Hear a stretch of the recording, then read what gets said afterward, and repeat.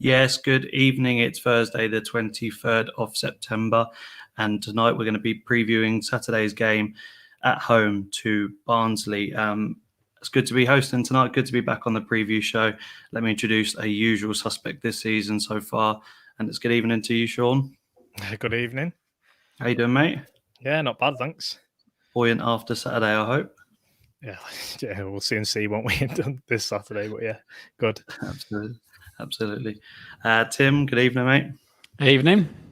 Unusual for both of us to be on a preview show at all, let alone this season. Well, it's unusual for me to do. I think I've done one, maybe two preview shows ever before tonight. So it's good to come on for a change. That's great to have you on. Good evening, Jordan. Hope you're well. Good evening, Steve. And tonight guest is a gentleman called Alan, who's from the Red All Over podcast for Barnsley. So it's a very good evening to you, Alan. How you doing? Very well, gentlemen. Evening. Good evening. How you doing? Are you coming on Saturday? I am. I've had a late decision. Joe asked me, am I coming? Any lads off at Red All Over show. So I said, yeah, I'll come. So I got a ticket on Sunday. And then Joe says, oh, I ain't got a room in car for you. I thought you asked us if you wanted to come. So then I had to sort out and get a late ticket on the East Dean Reds coach, leaving at 9 o'clock on Saturday morning. Hopefully it's a safe travel for you. Where do we go? Yeah, did you want to speak just quick about your Red All Over podcast, just a bit about what you do each week, etc.? Yeah, it's good banter from Joe, the host, Josh Atherton and Andy Simcox and I, two old lads who went to school together and been long-time types, and the two younger end. We put 2 shows on a week, and then Joe just started doing a post-match podcast as well. We're getting fans on it used to be on Dern FM. We used to be on radio station before coming on YouTube. But Dern FM, Joe got made redundant, and the radio station, which was local to ourselves, was taken over by Bear Media, which is now the Greatest Hits radio station. So that's how we morphed into this Red All Over show on YouTube. Fantastic. Well, it's had its successes, hasn't it? Quite a popular show. I'm pleased tonight anyway, Alan, because normally I'm the oldest one on. So you can, I think you can take that title tonight. So. And behind me is a painting by Ben Mosley, which I had commissioned, of Dad and I. If you can see that, there. That was Dad and I on the concourse when we were in Apprenticeship last game against Man United. God bless him. And Dad passed away in 2008. I'm an only one, so that's a great memory for me. Oh, that's talking of memories, just I know that Tom just sort of touched on it before, but I was telling the lads just before you came on, I wanted to keep it for the show, but I reckon I was at one of your most memorable games. And Blackpool weren't playing either, so I don't know which ones you'd play somewhere near the top, but 1982. Go on then. 17,000 Barnsley fans attending an away game at Liverpool in the quarterfinals of the League Cup. Right. And I was at Anfield that night, January 1982, so nearly 40 years ago. My dad was a bit of a Liverpool fan, so I went along with him. And that's one of the most tremendous away supports I think I've ever, I don't know whether you were there, but I've ever seen. It was incredible. Last time I was at Anfield was the year Dad died in 2008. His last ever away game was the FA Cup one. I think it was March when we beat Liverpool at Anfield. A Brian Howard last-minute winner. So what a year to go to his last away game. God rest his soul. Just amazing, that atmosphere, and to have Dad at side you at Anfield was just amazing. So we've got something in common because we managed to beat Liverpool as well in our year in the Premier League. So it's a bit of quite unusual, isn't it? Because not many teams go there and win. So we've got fantastic memories of that as well. Memories are great. Footballs are brilliant. It fetches everybody together. And thanks to my dad for taking me as a 5-year-old to follow Barnsley in 1959-60 season. Wow. That's amazing. I was going to say the day we beat Liverpool, or just seeing it, on the scoreboard, we actually went to Anfield, and one was the day I finally realised we were actually in the Premier League, and it all came a bit real that day. Like to say we beat Liverpool as well, so that was one of my most memorable games. We're going to touch upon Alan last season just very quickly. With your manager obviously leaving at the end of the season, he accumulated, I think it was about 1.84 points per game. He had a fantastic season. Lots of positives. Lots of positive last season to remember. Obviously ended a bit bitter, but obviously it was bittersweet overall with how you performed and where you got. Just wanted to touch upon really what was the feeling around the club last season, because it was such a difficult season, just missing out in the playoffs, and obviously then the manager leaving. How was the overriding feeling come the end of the season after such a successful campaign? Well, it was a tough start. We had Gerald Struber first. Ismail didn't take over while October. So we were struggling for points and not playing that well. And Struber left to go to New York Red Bulls. And then they recruited pretty quickly to get Valerian Ismail in. We'd not heard of him, no idea. Talking about playing this vertical football, high press. And we weren't in Oakwell, what we due to pandemic. We were watching it all on iFollow. All season ticket holders who Barnsley, we were privy to getting in most of the matches and watching on iFollow. And the players bought into it. And in January window, we thought we were going to lose Alex Moore. Alex Moore stayed. And look where we went. We went on a superb winning run, picked up loads of points, got into the playoffs.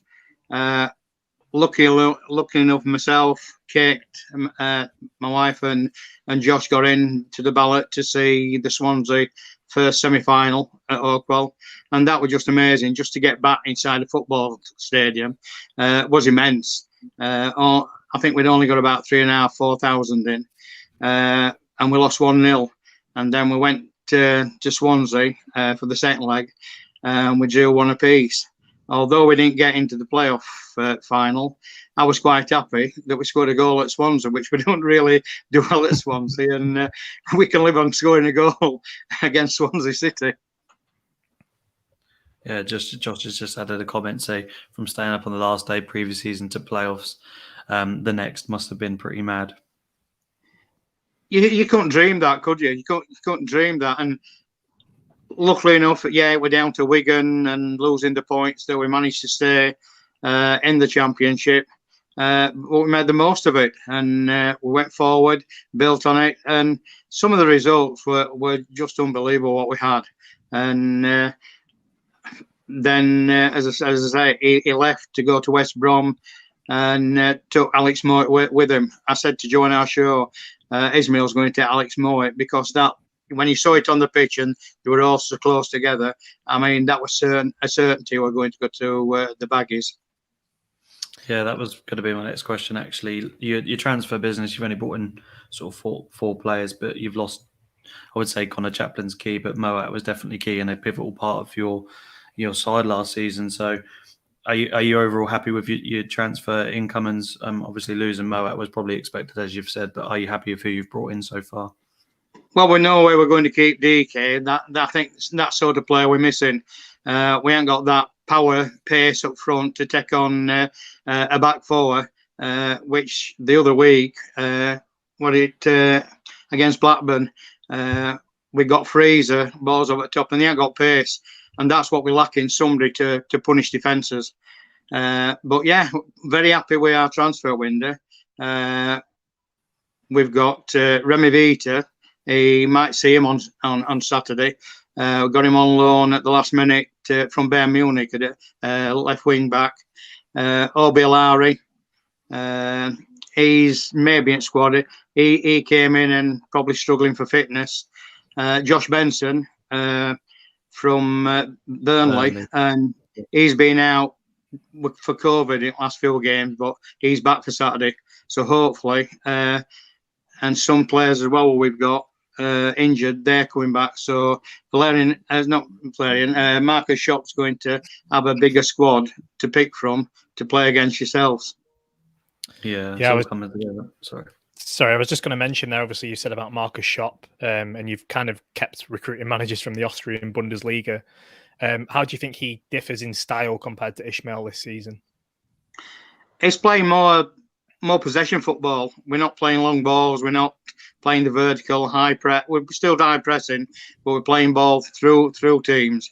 But at the moment, it's been difficult because we've been playing players out of position due to the fact that we've got so many injured players who aren't fit and ready to go. But as we said on our show,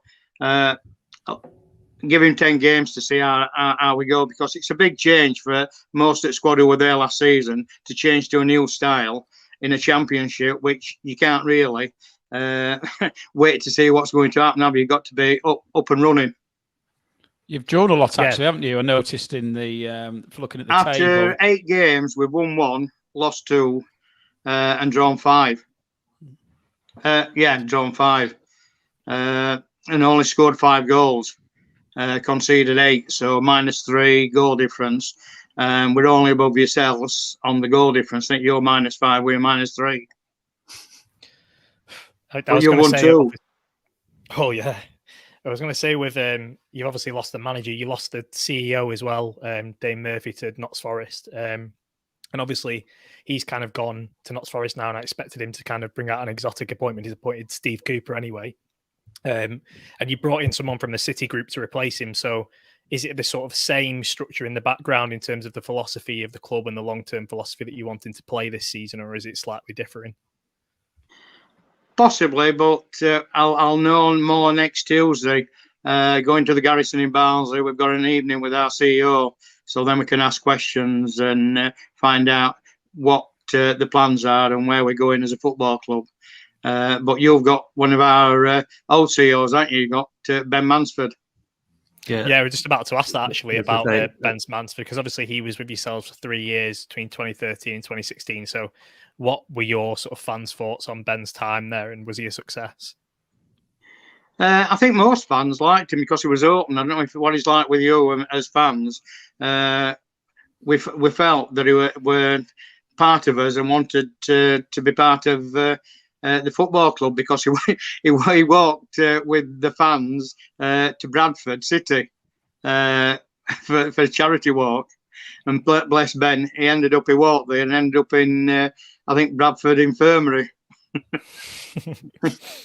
Best thing about that day, we went, Neil, Kate and I, in car and parked up, and over the top of this street they're all Bradford fans saying to everybody, "Oh, congratulations for walking," and I'm just walking. And he shook my hand and says, "Congratulations on walking." I said, "I've only come from car down there." I was going to say, Tim, with I don't know what your thoughts are so far. Obviously, you were part of helping the interim board when they came in. I don't know how many dealings or what your thoughts are initially of Ben Mansford's time at the club so far. Yeah, I mean, to be fair, his arrival sort of coincided with my departure, so I haven't had a lot of dealings with him. Spoke to him on a few occasions. It's interesting, just talking about the openers. I think he's done an interview with Up the Mighty Pool, hasn't he, which has been released today, which I've not had a chance to watch yet. So I'll look forward to that. But I was going to say to Alan, actually, I think from the outside looking in, I don't know whether Barnsley fans perhaps appreciate this, but there's a lot of clubs out there that sort of look up to the way that Barnsley have been run over the last few years. Same with Brentford as well. There's been a sort of like, there's a lot of basket cases in the Championship as we've seen, and I think you're perhaps seen as one of the clubs that are doing it the right way and doing it in a sustainable way. And I know most certainly last year we spoke about, if we did achieve what we ultimately did, that we wanted, we expected our club and we wanted our club to sort of follow your lead and follow Brentford's lead, rather than the type of situations that we've seen at Derby and Reading and Forest and the like, who've just spent ridiculous amounts of money and crippled the clubs. So I think Barnsley, the whole structure at Barnsley, whether that started with Ben or whether it's something that was predating it, I think we've always seen, you've held your own, because a lot of good big clubs in there, isn't there? That you've held their own and taken the game to them as well, which is all credit to you. And credit to us as well, the fact that what we did to this window, January, I think we're one of fewer clubs who have actually fetched players in, which says a lot to where we've come from and where we're at now. Because a lot of clubs in the Championships not brought a lot of players in, have they? It's been a quiet January window for most clubs. Yeah, I think most clubs didn't not want January, sorry, summer window. I'm forward to summer window. Yeah, a lot of clubs can't afford it just due to what we've recently gone through, and players cost that clubs want in the Championship, as we all know. Unless you buy sort of budget players or sort of high standard League One players, as even Blackpool found out in the recent window, that it's not easy to get them at all times. And if you want a decent Championship player, you're going to have to spend 5 million onwards, and clubs just can't afford to do that. So you kind of have to stick with what they've got and trust the youth a little bit more. It is, and we've got a good academy at Barnsley as well. Jasper Moon's come through now and cementing a place in the first team squad. He got the man of match on Saturday against Blackburn, and he can either play defence in the back three or in midfield. When I took early retirement, I went to watch the under-21s, 23s, and I've seen his development. And yeah, they're all coming through, these young lads. Like we said, with John Stones. John Stones were one of ours from our academy, and look at where John's gone to now, and got himself this big contract now. What's lasting a lifetime at Man City, hasn't he? Not done too badly. Yeah, just about. I was going to say, you actually have the youngest average age in the division in your squad at 23.3 years of age. So do you think perhaps, because even though you've obviously saying that you've got players coming through the academy, you're supplementing them with players from other leagues, quite obscure leagues at times that clubs don't tend to scout in or look into. Do you think you've really sort of been able to work with that and having these young players come in and then develop and move on? Do you think that's probably the right strategy for yourselves, and do you think other teams should follow it as well? I think it is, because you're getting these young lads coming in and training with your first team squad. I know they're not probably going to come and play championship football, but to be around that and play with likes of Helik, who's now a Polish international, it's got to be good for a football club. And as you say, our sustainability is born upon the model what was set by a previous chairman who sold to this consortium, Patrick Crine. Obviously, when we were talking about the young squad there as well, obviously so far this season, it's kind of, as you said, you probably need 10 or so games to allow it to sort of bed in this season with your playing style. But despite having the lowest chance creation stats in the division, you're actually one of the highest teams in terms of passes into the final third. So you're getting in the right areas. You're just lacking that final cutting edge at the end to be able to put the chances away. So do you think you're quite close to it all sort of coming together and you start to pick up results? As I said on our show, that with 8 players out, it's a big ask. But once we get all this squad back and Marcus Shot can select an 11 which we can go and perform on the pitch and try and score his goals, because Corley's finding it hard at the moment. He's changed. He's skipper now, isn't he? Got a great free kick at Stoke the other week to get a point, but he's not scoring much from open play, and that's his problem, open play. So we've got to get it right, and we've got to be more clinical, as you say, in final third. So I'm looking at some changes hopefully this weekend against yourself. So is it still Bloomfield Road? It is, yeah. We've touched upon it already, so we'll quickly just delve into your season so far. Obviously, you sit just a place above Blackpool, on, as you've said, on goal difference, respectively.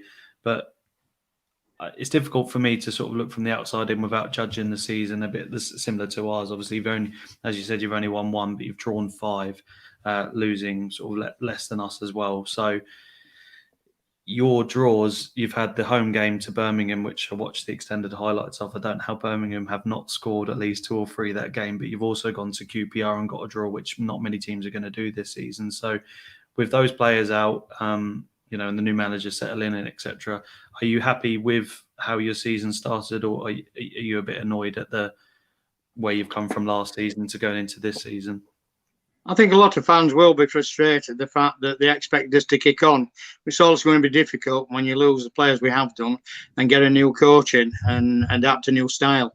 For me, we're better than what we were last season.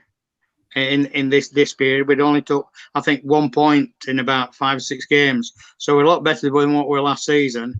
But it's the fact that against Coventry at home, we won 1-0. How we won that, we rode as luck. We should have beat QPR at QPR. We were 2-0 up, and then everybody were saying about Marcus Shop. He changed it, went defensive and took his midfielders off and put Upper Harm on and over it now, Jasmine Moon, I think. And then that allowed QPR to come at us. You can't allow QPR to come at you. You've got to keep up the tempo. And I think that were 2 points lost at QPR. Yeah, you started excellent in that game as well. That was the other game I watched. Best football we played all season. Yeah, you started it exceptionally well. And, you know, I knew the results, obviously, I was watching the highlights, but I think you said you made 2 defensive substitutions and changed the formation. And they had LS Chair score a fantastic goal as well, wasn't it? And a bit late on, they got their equaliser. So for me, looking outside, the results on paper look pretty decent, but I've watched some of the games, and like I said, some of the games you'd be kicking yourself you haven't won, but also you've walked away from games quite lucky to draw. So in my opinion, you know, from an outsider, I would say your season's been okay, a bit like Blackpool's has. We've been left frustrated, but also, you know, we've walked away from games with good wins as well. So I think Saturday's gonna be a very interesting game. Looking forward to it. I mean, last time we played at yours, was it 2018? Cameron McGeehan scored it. Was it 22nd of December? We stayed overnight, Kate and I, that evening. Went to see Funny Girls in Blackpool. That was an experience. We'll come on to some memorable games, but we do a section called Played for Both. Tim, you've been quiet in the corner. Did you want to kick us off with any that you know of? Well, there's the obvious one, isn't there, which is Kenny Dougal, who we signed from you about 18 months ago. It's just, I think he'd broken his leg playing for you, hadn't he? And which perhaps interrupted his career. But how did Kenny play for you? He was a fan's favourite, Kenny Dougal, Australian international as well, isn't he? It was a Friday night evening game at Keatmoat at Doncaster, a 0-0 draw, where I think he had a double fracture and found it hard his rehabilitation. Took its time and he struggled then to get back into the first team squad and get selected. And I think he only made a few cameo appearances. And I think was he a free agent? Did we let Dougal go? I think you did, because we signed him in October. So yeah, we let Kenny go. Yeah, I think the fans were. It was one of those ones. Some fans were saying they really liked him, and others understood because of the injury and not playing. So he's obviously worked out quite well for us so far. Obviously, getting the 2 goals to get us promoted and having a pivotal part to play all season. He changed our season along with a couple of players last season when we were struggling in League One. So he was an incredible sign and a really good find as well. And as Josh has put, 3 crowns as well.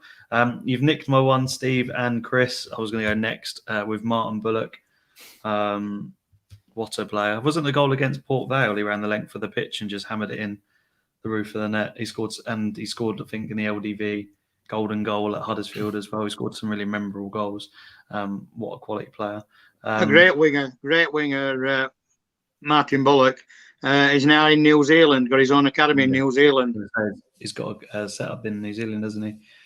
Sean, you want to go next? You've written down quite a lot, so I was going to say, I've put down some. I think we've had a few like strange players. We've had Niall Ranger, who I didn't realise went on loan to Barnsley. So don't know if he. Lee said the better. Lee said the better. That one. I was going to say with Niall Ranger, we had he did an interview with Blackpool's YouTube channel, like a big in-depth interview about his career and how he's changed and that he's going to be a different person. And then about 4 days later, he went AWOL and we never saw him again. I think that was the end of that interview. They were in his car, weren't they? Yeah, they were. Did the interview in his Ranger car. He must have just drove off and then never came back. I was about to make a joke about he needs a couple of more chances, doesn't he? But I bet he had a Ranger Rover. Yeah. And we had Reece Rabara as well, who played once for us, and he's ended up retiring from football in 2017 at the age of 25 in order to focus on his fashion brand. So that was another strange signing that we had. I think that was peak sort of Riga era, where we signed about 50 players on free agents. Just anyone that fancied a chance would come. Wasn't this one of them as well? Yeah, he was. Yeah, I was having a look actually. Do you remember when Bella issued that statement in the open letter in the press about the Oystons about putting football first when they went mental about it? It was on that day that Thomas and also is it Jason Mellis? Jacob Mellis. Jacob, not Jason. Jacob Mellis both signed it. This was the season where we pre-season we ended up in the Nationals because we only had about 5 or 6 players signed on for us, and we didn't have even have a team to put out. And we went to Forest, and I'm sure the Football League turned a blind eye because I think we were signing players on the day of the game. It was the coach when on the coach journey down. We were sort of getting updates of, well, we've got 9 players now. Now we've got 10, and we were going to the game thinking we weren't even going to be playing it. And then we got to the ground and we looked at all the new signings. Cabero was there as well, and all these new signings we brought in, and we were walking across and they're going to warm up. Yeah. And we were oh, it's okay, they're going to warm up now. And then they came and walked into the stands and sat with us, and we were like, well, we don't have enough players here. But yeah, I think we had 3 or 4 subs on the bench at the end of that day. Yeah, I think because we lost 2-0, they didn't make too much of a thing of it, I don't think. Yeah. No. Yeah. It's Stuart Pearce's first game back, wasn't it, as Forest manager? It's a massive, proper good atmosphere that day as well. Yeah. Got a good one here, Marlon Harewood, which is one, Sean, you've written down as well, who obviously legendary in his first game for the Seasiders, and I think he played reasonably well for us in the Premier League season. Oh, you'll sing a good song for Marlon Harewood at Barnsley fans. Marlon Harewood, Jason, Scotland. You see these players, 67-year-old, and I can sing with young'uns. It's wrong. It's not got the same ring as the Yaya Toure one, I have to admit. But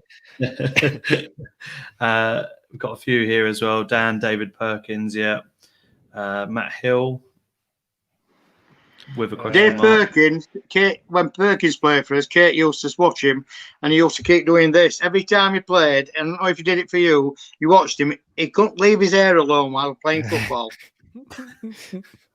I remember actually, I think the first time I remember seeing him play, he was playing for you against us. I can't remember which game it was, but I think because he was small and had such a shock of blonde hair, he really stood out, didn't he? Which I think it sort of drew your attention to him perhaps more than it might otherwise have done. But I think he did all right for us. I don't think he was superb. I was going to say, I think at the time, because of how poor the team was, a guy that worked his arse off and had a tiny bit of talent was like the messiah to the fans at that point. It was such a low bar for us in terms of quality. But when you kind of watched him play, it was like, I loved Neil Bishop. My Xbox gamer tag when I was like 14 was Neil Bishop, and I think it still is now. I've just not changed it. So it's these sort of players that just work their backside. I was going to say, actually, just before we go on to the memory game thing, there was Paul Ince's final game. Neil Bishop had to go off and get his top changed, and then Barnsley started attacking down the left-hand side, and he hadn't got his new top on yet. And then he started trying to leg it onto the pitch without his top on, and then he had to get dragged back by the linesman because he was trying to run on the pitch to tackle with his top off. Fantastic. There's Brad. We've said Brad Potts, have we? Has that been mentioned? No, it has been mentioned by Stephen. There's also mentioned. We like Brad Potts. Brad, he made the assist for McGeehan, didn't he? In 2018, we beat you 1-0. And then Brad went to Preston. Yeah, he's never been. Just down the road, your derby. They paid quite a big money for you off him. They paid like $1.5 million for him, didn't they, or something in the region of that, Preston. So, but he sort of played for us during this time when we were sort of the focus was more on the struggles with the owners than anything else. So a lot of us weren't going to games, so you didn't see players like Brad as much as he scored a Wembley, didn't he? Yeah, he did really early on. Yeah. I was just I going to say remember before. I wasn't there. I remember Front of coming to house. a league, what it Carabao Cup or a League Cup game at your place when you didn't have many fans in, and our seats were back to right hand side at dugout, and you beat us on I think a Tuesday night in a League Cup game. Actually, I remember you guys coming once. Your game, wasn't it? Sorry, Yeah. Tim. No, so when the Barnsley fans came, and it was quality, because we used to be outside leafleting the fans, explaining why we weren't going in. And apparently the Barnsley fans, I think you brought quite a few fans to one of those games. I think you brought about 3,000. And I think you were policing your own fans to stop them buying stuff in the ground. So, like, if anybody went to the bar to get a drink or a pie, there was like everybody on the concourse was booing and hissing them, which I thought was a fantastic show of support, because it was an extremely difficult time for us, and and there's some low points, and and we seemed to get all these games. I think it might have been the FA Cup match or something where we played you. I think it might. We have played in FA Cup. Yeah, I think it was the FA Cup in 2017. It'll have been, and you brought all these fans, and we're trying to stop money being spent, and then there's like 3,000 fans going in the ground, and obviously with all that revenue going to them. But it was great to hear that that's what happened. That that you literally said, like, and we had this mantra, not a penny more, and your guys basically embraced it as a collective. Probably, to be fair, looking back, probably the best reaction we got of all the teams who came during that period. So, well, fan solidarity is paramount, isn't it, when things aren't going right? Yeah. And you'd been there before, hadn't you? In previously, you'd had poor owners in the past, and when we went into administration, and all clubs were coming and putting money in our buckets and that, and we've had tough times, but now we're moving forward, and we're fetching 3,000 on Saturday to Blackpool, and it's all a good day out. Yeah, absolutely. Well, hopefully it's a good game as well. Talking of good games, Tim, we'll start with you. I'll put in the comments as well, so please let us know your memories against Barnsley in the past, so memorable games. Yeah, my overall memories of games against Barnsley is that we seem to lose a lot more than we win. And now whether that's a recent thing, I know we've got the stats, which I think Sean probably give us regards how we've gone on against them. But I think my earliest one is probably 1982. I think we played in the FA Cup, third round, and I think you were a good side then, Barnes. I don't know whether Norman Hunter was still your manager, but most certainly it's around that period where he had some. I'm trying to remember your forward's name now. Begins with A. What was he called? I'll remember. I'll remember it in a minute. With A. Yeah, I got from back from the early 80s, and. But you had a great side. I remember you used to get really good crowds at Oakwell, didn't you? Sort of 20,000 plus on a regular basis, and you're a good team to watch. And I remember us getting, well, not tanked, but we got beat quite convincingly. I think 2 or 3-0 back in '82. So that's probably my first memory. One of the comments from Tom Johnson, good evening, Tom, was my one that I added to the script just at the last minute as well, when Wade Small scoring I think it was a pretty decent volley into the bottom left-hand corner and into the stands. He went with the away fans, and about the 70th minute, wasn't it? So fantastic memories. It's a decent game, that as well. Sean, you've put a few down, but what was yours? Yeah, obviously for me and a lot of people my age, you've had some really good memories at Barnsley, and I think growing up, it's probably the away day we look forward to the most. We always seem to get them around Christmas, so when you're able to go on Boxing Day when you were younger, that was probably the best away day of the season always. So obviously Matt Phillips got his hat trick, but for me, I always have the memories of just when we were completely just a basket case of a club. And obviously we took about 4,000 to that Matt Phillips game. And then every time we played Barnsley, the away fans would dwindle and dwindle and dwindle as the club was getting worse and worse. And it sort of all come to a head when Paul Ince's final game in charge. I think I went to pretty much every away game that season, and we didn't win one from the back end of like January to the end of the season. And then obviously with the Riga season as well, that was probably when I went the most, and that's probably why I really can't be bothered going now.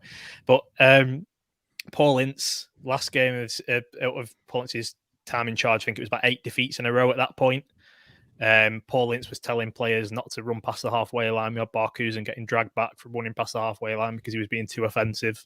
And you've got Tom Ince getting held back by Barry Ferguson at the end of the game, trying to get into the stands to scrap a fan who was giving an abuse. I think there's about 90 fans there that day, if that. So that's my overriding memory of Barnsley being in the freezing cold, January the 18th. I think the weather was crap. And Paul Ince came, because obviously where the players go in back into the ground, it's next to where the away supporters are. So they were all walking in, and that was the last time we saw Paul Ince in the dugout. So probably the greatest memory in Blackpool Football Club history. But I never had to see Paul Ince on the sideline ever again. Well, Alan, will come to yours, but Stephen's added in the chat, we've both won and lost 6-0 against Barnsley before. That's an interesting stat for the head-to-heads. And then Josh has put Paul Ince's career started and ended against Barnsley then. He's pretty sure his first game was at Barnsley at Bloomers as well. Alan, any fond memories for the Barnsley side against the Pool? I'm just going to the last one we played there when McGeehan scored, and we played it on that sandy pitch. I hope your pitch was better this Saturday than what it was the last time we played, because there were more sand on pitch than grass. Do you know what? I don't even remember that game. It just shows you how much we cared, I think. But yeah, no, I think head to head, you've got the better of us. I think Blackpool won 32, drawn 25, and Barnsley won 46. So yeah, you've got the better of us on the head to heads, and obviously with your players coming back, is going to make it a very interesting match to see who starts for you as well. But Sean, you've got some sort of stats you wanted to go through. Did you want me to get the picture up now? Yeah, you can do. Yeah, I was bored today, so I was on shift, so I had a look on Y Scout and had a look at Barnsley and ourselves as well. And I was, in terms of, obviously, you were saying about your chance creation, Barnsley have got one of the second lowest expected goal stats in the division. So in terms of chance creation, it's really at a low level. Only Nottingham Forest have had worse than that this season. But also in terms of conceded goals, you've conceded 13.9 expected goals, which is, you've only actually conceded 9 goals. So the amount of chances you're giving up is a lot more than you're actually conceding. So it may be a case that perhaps it will get a little bit worse before it gets better if the trend is anything to go by. And you've conceded the most open play XG in the division as well, on a par with Peterborough. So in terms of Barnsley's sort of chance creation and chance concession, I think we've kind of got a lot to look forward to positively if we're able to play on the front foot like we did against Fulham and we did against Bournemouth, and obviously for the second half against Middlesbrough. If we actually come out of the blocks for once and start well, I think we've got a good chance of being able to create some chances. And then obviously we were talking earlier about the Valerian Ismail's time in charge, obviously known for being such an aggressive, high-pressing team. That seems to have continued in terms of the pressing style of play, perhaps, as you were saying before, not as direct. I think the stats kind of back that up. Barnsley's passes per defensive action is 9.2, which is joint best with West Brom. So passes per defensive action is how many passes the opposition get before Barnsley then engage them in a tackle or engage them with the press. That's at the top of the division with West Brom. So looking in comparison to Blackpool, we allow the opposition 13.3 passes per defensive action compared to Barnsley's 9.2. So if we think about how we feel we're quite an aggressive pressing side, Barnsley are much of a higher tempo side in terms of being off the ball play. So it's something to look out for. It's going to be a hard test for us, and we need to really be tight in possession on the ball. We can't be as sloppy as we were against Middlesbrough in that first half, or the game could get away from us before it's even started, to be honest. It's as a testament to Barnsley's recruitment as well. Like, another manager in that's not too well known, and they've carried on the same premise, as you say, and of the previous owner. And obviously, Ismail's gone there to West Brom and continued what he was doing well at Barnsley as well. So every credit to Barnsley's recruitment there in terms of the way they want to play as a club. It is. It's down to the spreadsheet what they sort out, and that were all part and parcel. As previous owner and his son who went on that method, and we've got a recruitment team, and it seems to be working. I mean, a lot of fans are not happy with it, as you would expect. You know, they probably want a British English coach rather than what last one we had with Paul Eckingbottom, and then we've had Jose Marais, Daniel Stendel, Struber, Ismail, and now Shop.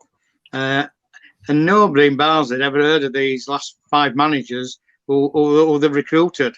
We've had success. The only one we haven't had success with Maurice, who got us relegated when he took over against Derby County and got us into League One.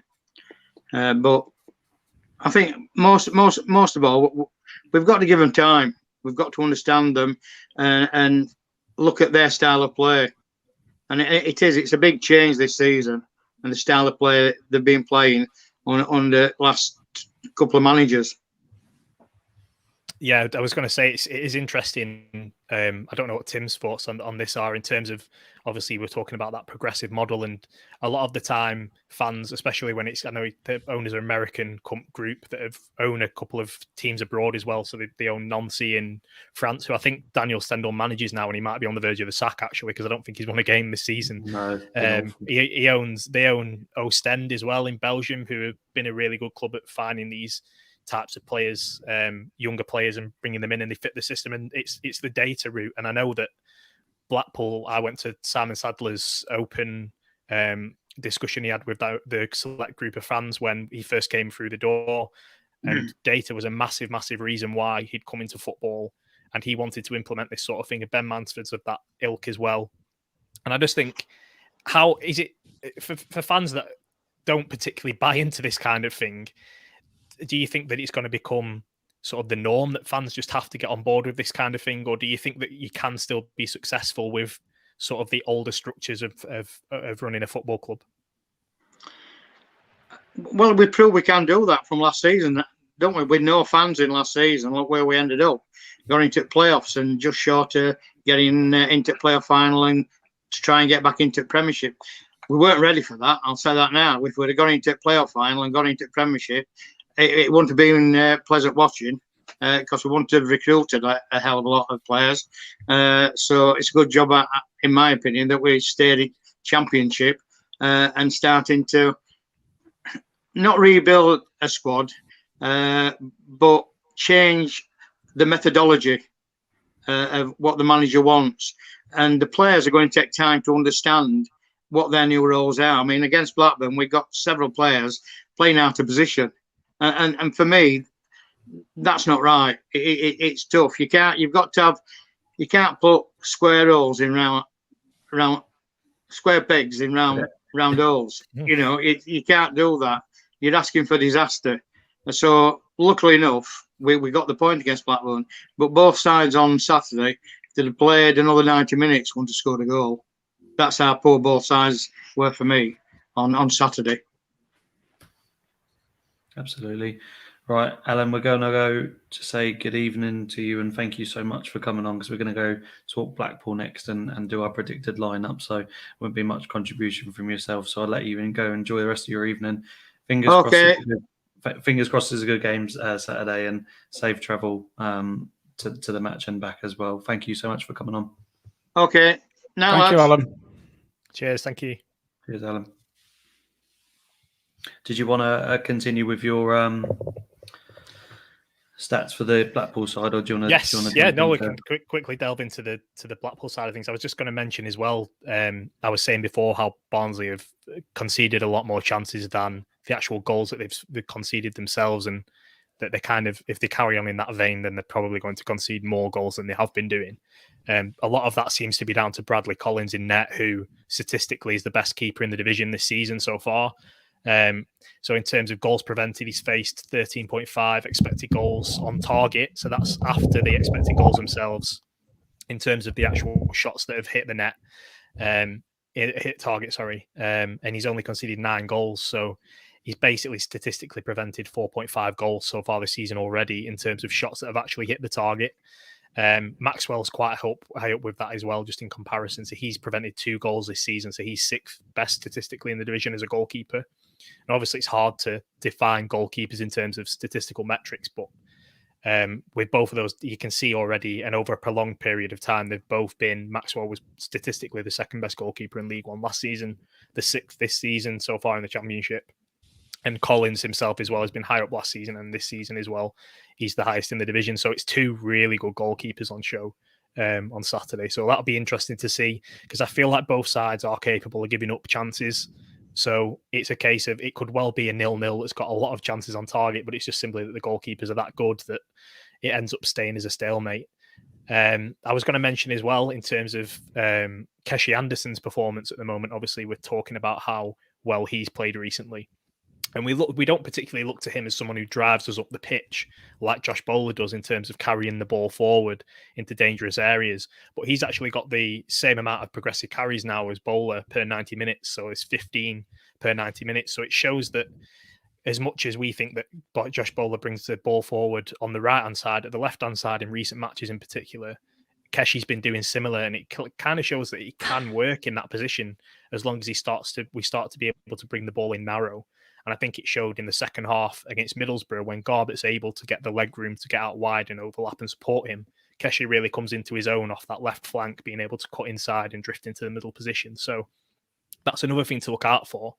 But in terms of the final ball in that sense, Bowler's created 14 chances off the back of those carries this season, whereas Keshi's only created 7. So when you look at the quality when it comes to the final third, Bowler's kind of, as when he's carried the ball, he's able to let off a chance. So in terms of Keshi's play, he tends to get into those positions, and then perhaps the defence have been able to get back into their structure and he's had to recycle the ball in midfield. But it seems like Bowler's the one that is able to provide the cutting edge in that system. But it's just something to look at, and it's quite interesting. Do you think, to be honest, that was we mentioned it on the post-match pod, it was really noticeable on Saturday that when Keshi's on, he's driving the ball forward. Yep. But I wonder whether that starts partially from the fact that Keshi's coming inside, isn't he? While Bowler will tend to go outside, won't he? And more likely to get a cross in or something. Yeah, because when you look at the actual meters that they've carried the ball, it's 12.5 on average for Josh Bowler, which is the second highest in the division behind Chris Willock for QPR, who's a similar type of player to Bowler, gets out wide, gets to the byline. Whereas obviously when you're looking at Keshi, it's only 7 meters. So it's kind of, as you say, he's kind of drifting the ball into the middle and being able to open up space out wide for the fullbacks to exploit. Yeah, we're going to talk about the lineup literally next. But one thing I was going to ask you, Tim, is they are 2 different types of players. Now, this is not being forced as in the negative, but Keshi's been forced to play out wide because that's the system Critchley wants to play. Bowler is a different type of player for me. He would be more successful carrying the ball forward just due to the fact that that's what he likes to do. Whereas Keshi, kind of like Yates, will drop back, try to pick up the ball and then drive it forward. Not always successfully, but he won't have that, as you say, success of driving down the outside as well. So I was going to just put it to the room, but I'll come to you first, Tim. Do you think Keshi is more effective in that 10, or do you think is now starting to fit the system more than his favoured position and having much more success out wide now? Well, I think I was one of the ones who said perhaps 3-4 games ago that I think actually, although I retracted it a bit, I said playing Keshi out left is wasted him. But he was still putting a shift in, and that was my qualification at the time. But I sort of take your point. I think the last 2 or 3 games, we've seen him have a lot more influence on the game. And we've also noticed when he's not played. So when he hasn't played, we've looked a far poorer side than when he has. And and he was he for me was one of the stars of that second half on Saturday. And I think he's pretty much at the moment, at least, while he keeps performing like that, he's nailed on as a starter. But I think it is going to be on that left-hand side because with the players we've now got in the middle, I can't at the moment see too many games where we're going to play a straight number 10 in the way that he would really thrive. And I think if he's doing it, he would always do it better with Yates anyway. And obviously with Yates sort of slightly off form at the moment, I think there's a less of a chance that he's going to be starting. Yeah, I agree. I think he's one of my first starters, if not alongside Marvin Anderson at the moment. The 2 of my players, which I expect to be on the team sheet. And like you say, against Huddersfield, we were diabolical in that midfield. Part of the fact that not necessarily just because Keshi didn't start, but a few players are off that evening. But like you said, you certainly notice it. And I appreciate Critchley's probably just managing his fitness. But we'll come on to the starting 11. I'm going to try and share my screen and we can do this and talk over it. So I'm might be as fluid as John, but we'll go from there. It says plain orange shirt. Can you all see that all right? Not yet. Yes, no? No. No, we've still got our screen on at the moment. What we can see at the moment. I'll try again. I was just going to say, while you're loading that up, obviously we've been discussing different formations for different teams, and the Huddersfield game kind of really shone through that when a team plays a 3-4-3 or a 3-5-2, we should probably switch into a back three ourselves in terms of getting an extra body in midfield, or even a 4-2-3-1 where you're able to get an extra body into midfield. So I don't know what, Tim, your thoughts are about a formation, but Barnsley play, or they did play at least in the last couple of games, a 3-4-2-1. So they play a back three and they have two wide inside forwards rather than wingers. And they're able to get their fullbacks high, but they tend to have, if we were to play the formation we played against Middlesbrough, then they would probably have an extra body in the centre of the park compared to us. So I don't know what your thoughts are on potentially. Well, we've seen from the Huddersfield game, isn't it? A team that half knows what they're doing. If they get that extra man in midfield, we really do start to struggle. And I think the only way that we can realistically counter that is if we have Stewart playing and Stewart sits deep, and then lets those two fullbacks push on. Otherwise, I think you're right. I think we've got to look at, do you put that extra man in there? There you go, Tom. It's up now. Yeah, it doesn't work like I use it on the third tier. It takes up the full screen for some reason, but we'll go with this. We all agreed that I spoke to Sean previously that we'll probably go 4-4-2.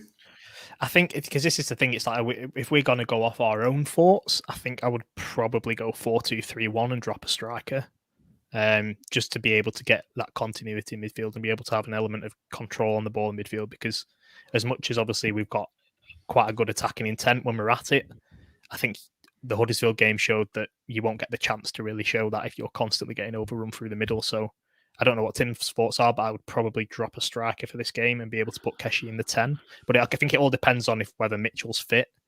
Yeah, I don't think he's going to do that, though. So I think we're more likely to be closer to the right formation if we stick with this 4-4-2, because I'm fairly convinced that's the way we're going to the shape we're going to start with. Whoever the personnel are, that is going to be it. I'm a great advocate, by the way, and I would like to, because I just think it suits our fullbacks if we've got three at the back. But yeah, I shared my 5-3-2 where we do drop Pola, but I think that suits our style of play a lot more, and I think we'll become a lot more attacking and defensively reassured. But he seems to go for this 4-4-2, so we'll stick with this. But who's your centre back partnerships, Tim? I'll start with you. We're actually putting Grimshaw in goal, aren't we, Tom? I don't know why you presume that Maxwell's starting. That's a poor decision. That's my contribution, man. I can't get pelters if I just put Maxwell. I think bearing in mind their contribution last Saturday, and we've spoken. Actually, we didn't think we were doing this after Coventry in quite glowing terms as to the way Keogh's playing. I think you can't look further than Keogh and Ekpiteta in relation to the centre-back partnership for me. I just don't see him changing that at all. Yeah, I think it'd be silly to drop Keogh out when he's playing his best football for us. And it seems like it's working. The balance of that partnership, King Keogh, the balance of that partnership, I think, is important as well, especially in a division like this. You don't want to keep swapping and changing centre-half partners as much as we did in League One. I think you can kind of get away with it in League One, but I think you kind of get caught out because it's such fine margins at the back. So, yeah, I'd agree with that. It's proper, not weird in a way, but Connolly's red card is done him out completely, really, isn't he? Because at the moment we signed two right backs, he's been sent off, he's not been back, and therefore hasn't been back in the starting lineup. And defensively, arguably, we have been a lot better, and we don't know how he's going to play, obviously, because he's not a natural right back, and we don't know how he's going to play at centre back. But Keogh has just all of a sudden stepped up. That Millwall game we realised how good he can be at defending, and from there on in, he hasn't actually done much wrong, if anything at all, apart from the mess up at Fulham, which luckily didn't have an effect on the end result. So I think his ability to progress the ball into the midfield as well is really important. When you've got two centre midfielders, you can't have two static centre halves or two centre halves that don't tend to be as expansive with the ball. Obviously, Marv can get forward if he wants to, but I think he's good enough to just progress the ball outside and recycle it, and then just be the man that's there as a last-ditch defender because he's good enough to do that. I think last season we said that with Ballard, he had the ability to.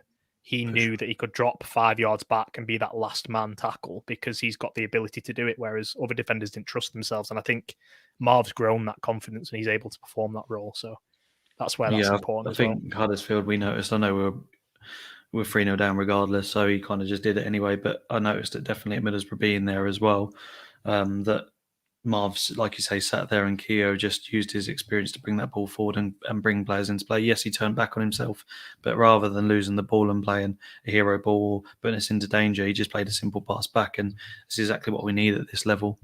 Tim, I'll give you the mantle of putting our right back in. I think it's got to be Gabriel. I think I'm not sure that Sterling did quite enough to keep his spot, but it's a close one. I think that's probably one of the positions that's most up for grabs. I think, but I think I'd just about go with Jordan. I think he probably thought Jordan had played too much football over the course of the last 2 weeks, which is why he's given Sterling a start. I thought Sterling had a very, very sluggish first half, but did improve in the second. It was not been the second half. The reason I was so frustrated, I appreciate I was half cut as well. And Tim, feel free to quote me on what I said at half time. But at some points, he was literally up front against Borough. That is no exaggeration. He put himself where the forwards were. So every time they caught us on the counter, that side was just completely lopsided. And it was very frustrating. But as you say, second half, he must have had something said to him because he was much better. It's interesting with that because that's how Gabriel started his loan spell. If you remember, it's a positional sense. I don't know what it is with young players coming through in academies, but I don't think they don't seem to be coached positional sense because Gabriel was caught out time and time again in terms of his positioning, and Sterling seems to be the same. But I mean, all the attributes are there for Sterling to be able to compete for that long term. But Gabriel's got the quality, and we know what Gabriel can do. So you trust him to be able to put in a performance. Sean, I'll stay with you for the left back position. Yeah, Garbutt. I think he's been one of our best players in the past couple of weeks. I know he gets a lot of stick sometimes in terms of his quality, sometimes at set pieces in particular. But I think he's so good at progressing the ball forward from the left-hand side. And I think he's starting to build a partnership with Keshi in that position. Keshi knows a lot. He's kind of getting to the grips of where he should drift at the right moments. And Keshi and him open up space for each other really, really well, particularly in that second half again against Middlesbrough. And then obviously in games prior in the Fulham game as well. That's what you want. You're just building up partnerships, and you kind of want to stick with these partnerships that are forming now to try and get a run of games going where we're not getting blown away in games before it's too late, and we're actually starting on the front foot. Because apart from Fulham, I don't think we've started on the front foot very well this season, which was a common theme of last season as well. So being able to stick with those partnerships is important. Absolutely. Are you in agreement there, Tim? No, 100%. One of the easiest choices. Absolutely. That's why I think playing a back three, like you say, Tim, is much more effective for Garbutt as well, but he's certainly learning in that 4-4-2. As we just picked him up so much, Keshi on the left. Yep. Yeah, that's a nailed on that. I think again, he's going to be.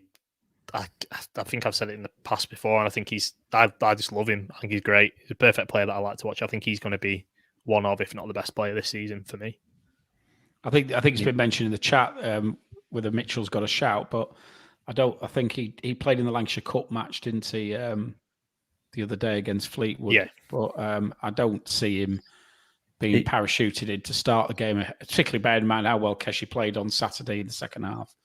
I think you're spot on. Obviously, he was phenomenal, and the great thing about that game was not only did we play really well, Kerry was a shining light, and it was good to see Mitchell was really sharp as well, considering the injury he's had. He was spot on. I appreciate the opposition wasn't as good, but you can still look sharp and match ready, and I think he'll be the sort of player who can come on if we were to change systems, or if Bowler got dropped, etc. We're going to have really good options off the bench as well. So I think it's a perfect solution is to have him on the bench ready to come on if we're struggling in the match. I was just going to say with that, because like we've got Bowler there, and Bowler's that sort of special player that will just drive at teams regardless of the position that they're in, and if you're able to bring someone off the bench of similar ilk in Mitchell, I think it'd be silly to sort of waste them both in the game themselves when you can bring them on against tired legs with 30 to go. It gives us an out ball. We'd struggle for an out ball at the end of games, and I think that having Mitchell there is someone who's able to drive the ball forward if Bowler does get tired, and it gives us a chance to rest Bowler and rotate Bowler as well and use him effectively, because we can't just, as I've said a couple of weeks ago, wingers are probably the most inconsistent in terms of any position. There's going to be a time where a Bowler will have a couple of games in a row where he's not quite at it, and having someone that you can bring in is really important. No, I think you're spot on there. So the two central midfielders for me, I'll give the easy one is Wintle. I think since he started, I can't actually believe that the step up he's made. I appreciate he was very good at Crewe, but what game was it? Fulham? He just looked absolutely exceptional. At Huddersfield, he didn't do much wrong. I don't think he was helped by Dougal. And again at Middlesbrough, I think he looked very comfortable. I'm sure you agree, Tim, but he's a starter for me at the moment, and we haven't got many centre midfielders, so we can't rely on Stewart to start. So I think the two centre midfielders pick themselves. But I don't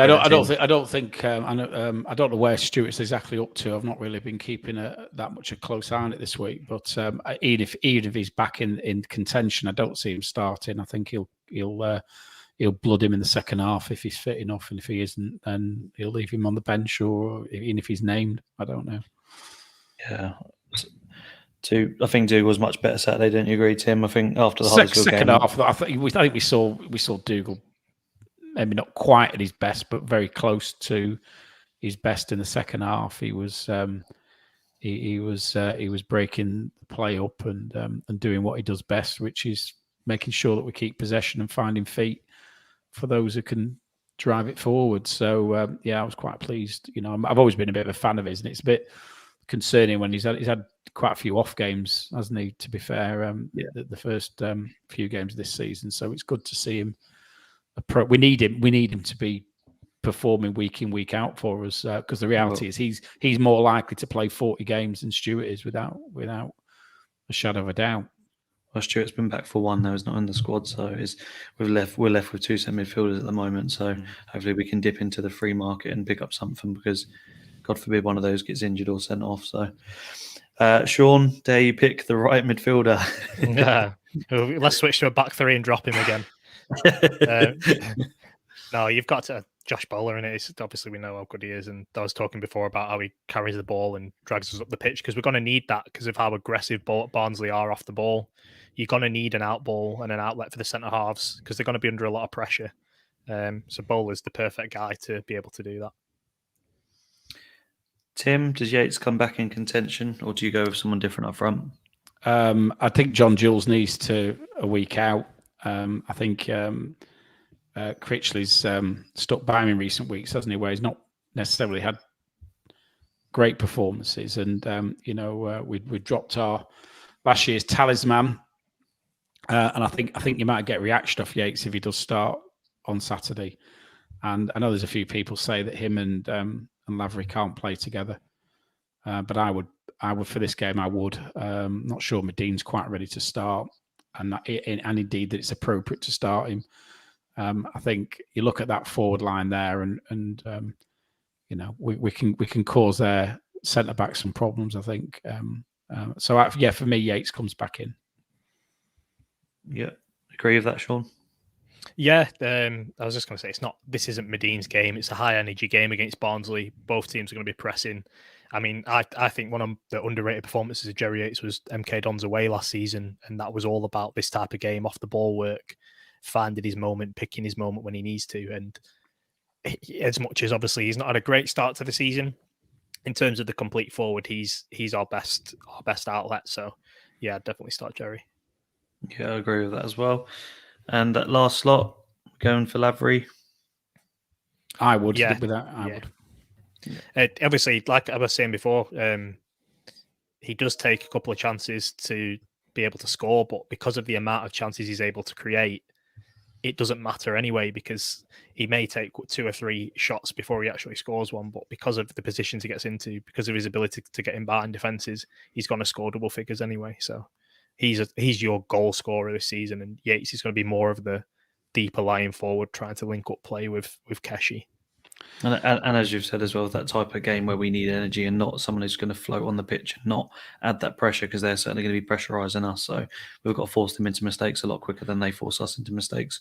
Otherwise, it will be one of those types of games. I hate to say it, I'm not going to give my score prediction, but Huddersfield, I had that England, that they're just such an experienced Championship side that if we're not up to the races, they're just going to find it very easy. And Saturday can be one of those games where they could score 2 or 3, or it could be one of those games if we're on it where we could be on the right side of a 2 or 3-0 win as well. So it's about how we play, like we did against Fulham. The one thing we've learned with Critchley is that he's unpredictable in relation to his selection. I don't know why I'm tempting fate, but I think this is the first time I've actually thought I could sort of second guess what he's going to do, but that he could probably tells me there's probably 1 or 2 in there that won't be as we think. And I would have said that if there are any changes, it will be on the forward or for me on the right hand side of the right hand side of the pitch. I think that's where, if we've got it wrong, that's where we'll have miscalled it. I think the left hand side, the centre and the centre backs and centre midfield are picking themselves.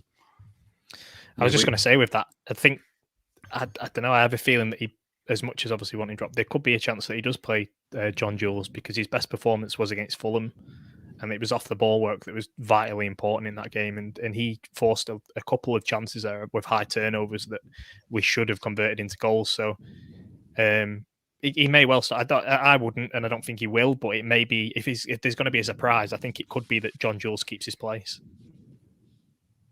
Yeah, well, we'll see. He needs a reaction after that miss as well, because that was a sitter. But luckily, we still won the game. But that is it for this evening, gents. I'd like to say first and foremost, Tim, thank you for coming on. Thanks very much. I enjoyed it. And Sean, as ever, present this season on the preview show. Thank you as well. Yeah, no worries. There'll be a match reaction, I assume, sort of Sunday or Monday, depending on when we get our heads together. But from all us, hopefully for 3 points on Saturday. And all there's left to say is up the pool. Up the pool.